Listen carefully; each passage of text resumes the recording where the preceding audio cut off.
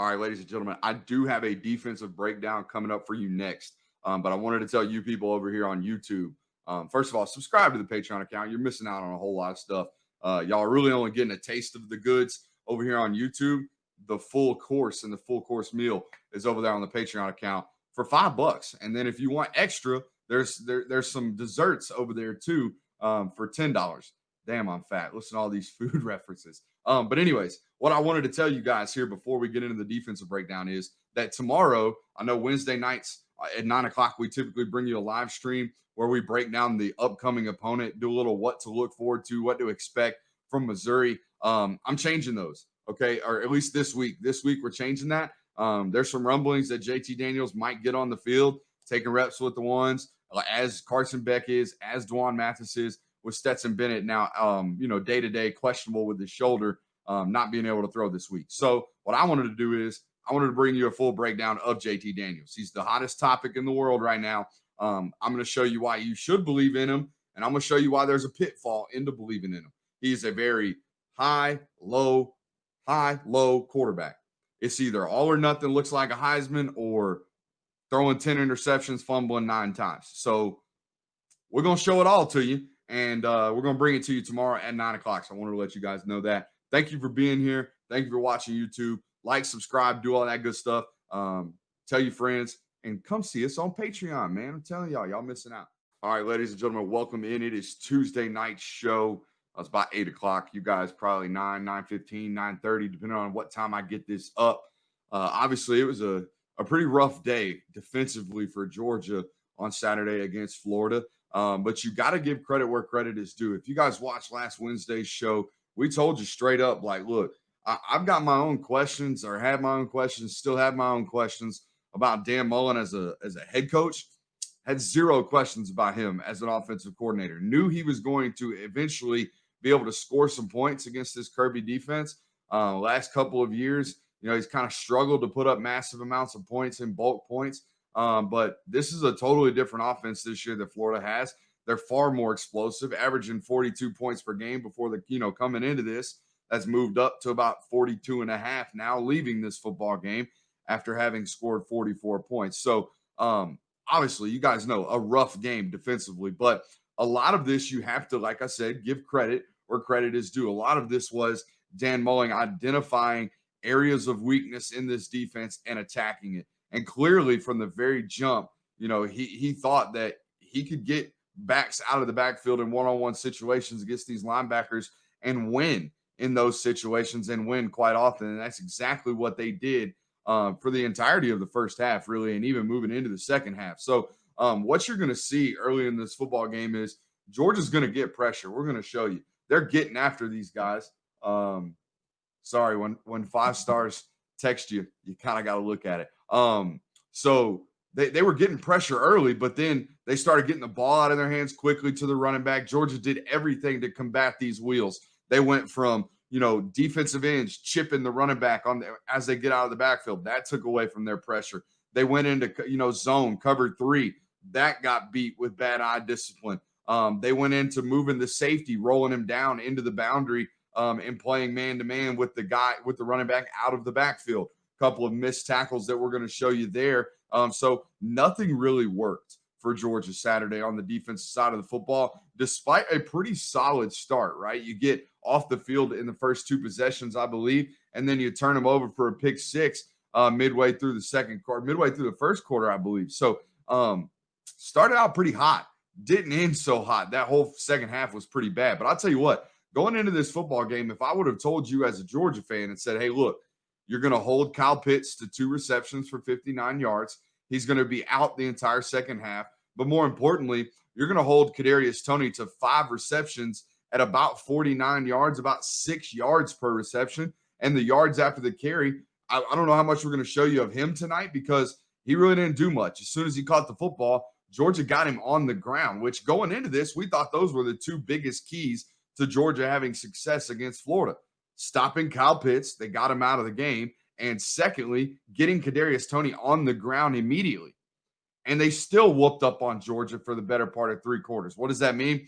It means Kyle Trask played lights out, guys. I wasn't a big proponent of Kyle Trask, but the more and more I watch him, I get the Joe Burrow comparisons. Look, what made Joe so great last year was ball placement. And you guys are going to see tonight, the dude did not put a ball in one bad place for an entire 4 quarters. And when you do that, you oftentimes win football games. You beat good opponents and you score a lot of points against this defense from Georgia. So when you don't get pressure on this guy, he's going to tear you apart.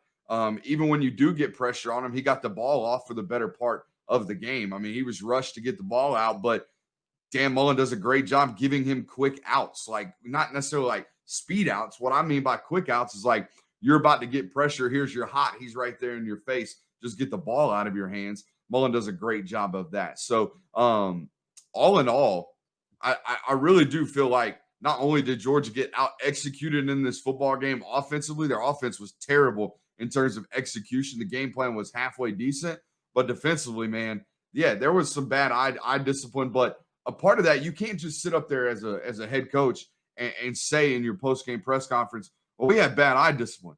You got to give credit where credit is due on the other side too. They did some things to make your eye discipline poor and get you in bad spots, and we're going to show you those right here. I mean, from the jump, basically. I mean, they had a good start to the first, possession and a half, but moving on through the game, you're going to notice the eye discipline gets terrible from Georgia, and a lot of that is what Florida's doing offensively. A lot of stuff to make their eyes go different places, a lot of motion and all good stuff. So, first play of the game, you guys know this really isn't about what Florida's doing right here. Well, it is schematically, but you guys know how much I've been calling for fold blocks all daggum season from Georgia.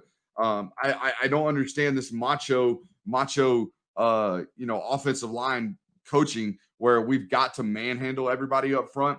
With excuse me, when we can kind of do tricks and games to get guys off of their spot. Look, they're running inside zone to the left, but or read option. It's read option basically. But what you're going to see is they're going to back block this 3 technique with the guard and then insert the tackle. They're going to skip, pull him, and insert him on Nakobe Dean at the Mike linebacker. Boom. Look at that. Nice and easy. And what that does is, guys, it makes, instead of trying to down block this guy, get a whole bunch of movement at the point of attack, and then try to eventually get off on this backer on a combo block style of blocking here, it's just easiest, man. Just fold it. Just back block with the guard who's already got an angle on that 3 technique, pull the backside tackle, insert him into a gap, and then boom, we got it licked. All of a sudden, we're out for 6, 4 or 5 yards. Should have been 6 or 7. But Aziz, I believe that is up at the top, makes a great play and a great effort play. But all in all, I'm here for this scheme. Why can't Georgia do this is my question, because look what ends up happening. Now they've got a strictly double team play side with the front side guard and the front side center, all working on Devontae Wyatt, getting a lot of push there at the point of the attack. But here's the deal, guys. Georgia was put into 5-man boxes all day. I kept wondering, hey, why aren't they getting out of man-to-man coverage? Why aren't they getting into zone coverage as well? The problem is when Florida spreads you out this much, you have to play man-to-man or in a semblance of it. Look, Monty Rice, for some reason, was the guy that they chose to split out all day Saturday. Don't really know the meaning behind that or the reasoning behind that, but they probably had one. They left Nakobe in the box, who, if you had to ask me, I think Nakobe's the better coverage backer. I think Monty is the much, much better run defender inside the box. So that's what I would have done. But hey, I'm not the one getting paid millions of dollars. But I wanted you to see this fold block technique that I've been calling for all year, and I'll be damned, it worked on an SEC defense. We're going to 13, the very next play. Jalen Carter misses a sack right here, guys. They're running games on 2nd and 6. They're trying to get to the quarterback. Malik Herring spikes inside. Okay, he ain't doing that for no reason. As much as we talk about gap control defenses here on this channel, Kirby Smart would never do this. He would never just send somebody into B gap without somebody wrapping back out into C gap. You know how I know? Look at the top. They're spiking Devontae Wyatt outside, getting him outside contained, and spiking Azeez Ojulari back into B gap. Jalen Carter, you have got to get disengaged with this guard, because guess what? If you were where you were supposed to be, you'd have your first career sack, big fella. I believe your first career sack. I don't know if he's gotten one yet, but it would have been your first sack of the game. And 2nd and 6, we would have gotten them in a massive 3rd and long right here. But instead, you were heavily involved with that guard. It's not what's supposed to be happening. Okay. I would venture to say the senior defensive end is not the one blowing an assignment right here, I would venture to say it's the true freshman. So just a minor thing when you're watching on Saturday, you're probably like, oh, they got good pressure up the middle. Yeah, they did, but there's also a massive misassignment by 88, and they lost outside contain. And it doesn't really matter because I'm pretty sure he throws his ball away. But still, they missed a sack right there. Coach put him in a great position to get a sack, and Jalen Carter blew an assignment. I'm assuming, guys. All these things are my assumptions, but almost all of them are, for lack of a better term. You guys know how confident I am about my football knowledge. For lack of a better term, most of the time I'm right on these things. Somebody, I'll tell you right now, somebody blew the assignment. My assumption is that it's Jalen Carter. Okay, C-gap's just not supposed to be out here with nobody in it. Somebody's got to have outside contain. 038 is where we're going next. The very first play, they get off the field on third down. The last series, the very next series, Georgia's up 14-0. And we've immediately got pressure. Okay. And here it is again, guys. They spiked Malik Herring into B gap, but guess what happens? They wrap not one, but two. Well, Monty's got the back out of the backfield. You see his eyes are locked on the back. Nakobe's got C gap right here. Okay. You see that? They're never going to leave a gap just unoccupied. It's not what good defenses do. And they get pressure on them, but pressure doesn't last very long. Okay. Because what Coach Mullen realizes pretty soon and pretty early on is he starts flipping this. You see how the ball's on the left hash and they're running kind of this swing route with a slant down here on the bottom. Well, pretty quickly, he's going to realize, oh, we need to get the ball out of our hands and get them the heck out of this pressure look. So they're going to start throwing the wheel routes into the boundary very, very quickly.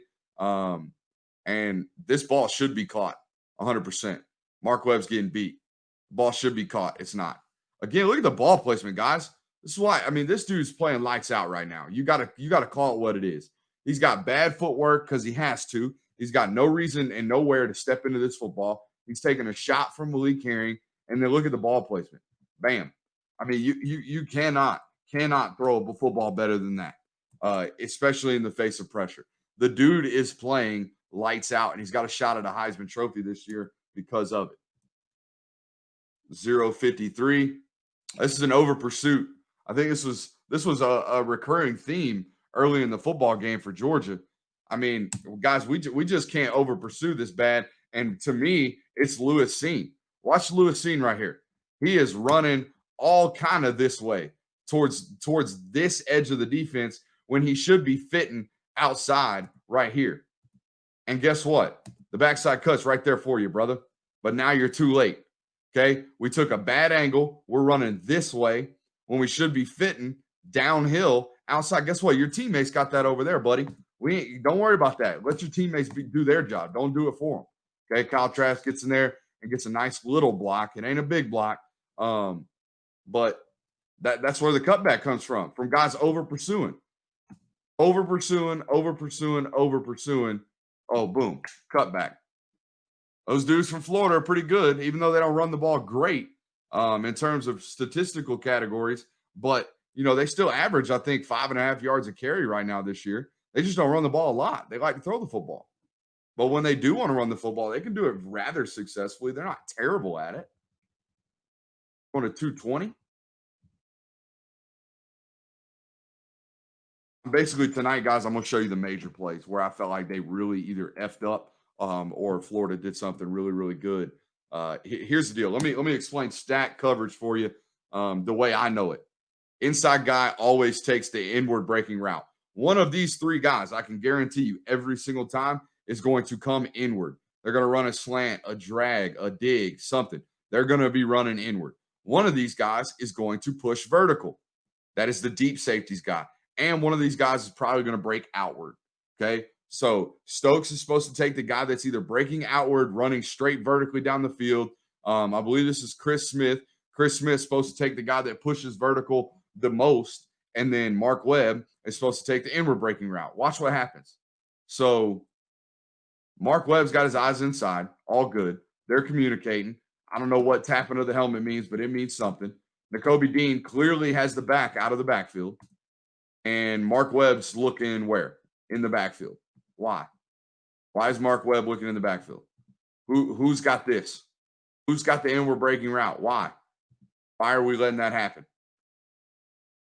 I, to me, I don't know. I don't know. It looks to me like they're running some semblance of zone, right? They're running man. Someone would have walked down and taken the point of this trilogy right here, this triangle. They would have taken the very point of it, which is 8 right here, and they would have locked them up at the line of scrimmage. They're in zone. So why do we have two guys taking outward breaking routes? Why do we have two guys sitting over here? One of these guys should be flip flopped inside, especially if Nakobe's man to man on the back. That leaves a massive void in the middle of the field. Trask does a great job.